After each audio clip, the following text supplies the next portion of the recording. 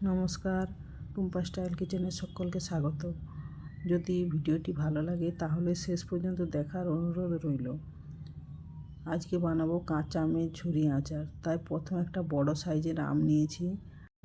আমটার খোসাটাকে ছাড়িয়ে নিচ্ছি।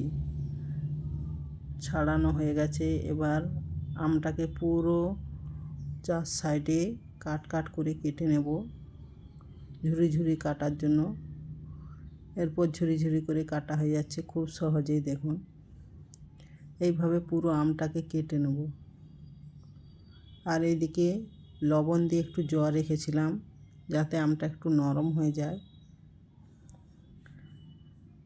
এই দেখুন, পুরো আমটা কাটা হয়ে গেছে। এই আচারটা খুব সহজেই করা যায়। কাঁচা আম বাড়িতে থাকলে এইভাবে বানিয়ে রাখতে পারেন। আবারও পরিষ্কার জল দিয়ে আরেকবার ভালোভাবে ধুয়ে নেব। এদিকে শুকনো কড়ায় 2টো শুকনো লঙ্কা আর 5 ফোড়ন দিয়ে হালকা করে ভেজে নিচ্ছি। একটা বাটিতে উঠিয়ে নিলাম। অল্প করে চিনি দিয়ে আর একটু জল দিয়ে একটা শিরা বানিয়ে নেব। এরপর ধুয়ে রাখা আমগুলো দিয়ে দিচ্ছি।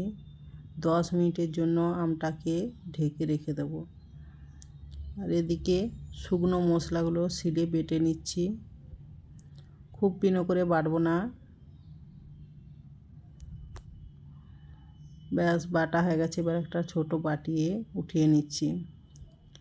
এইদিকে আমগুলো সিদ্ধ হয়ে গেছে। দেখুন, আমগুলো সিদ্ধ হয়ে গেছে। এতে এক্সট্রা করে আর জল দিলাম না। খুব হালকা হাতে নাড়তে হবে। আর উপর থেকে মশলাটা ছড়িয়ে দিলাম।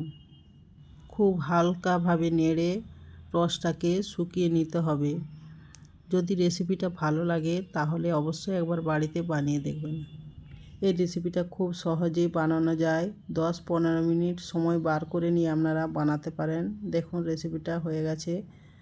এবার একটা বাটিতে নামিয়ে নিচ্ছি। যদি রেসিপিটা ভালো লাগে লাইক, কমেন্ট, শেয়ার আর সাবস্ক্রাইব করে দেবেন।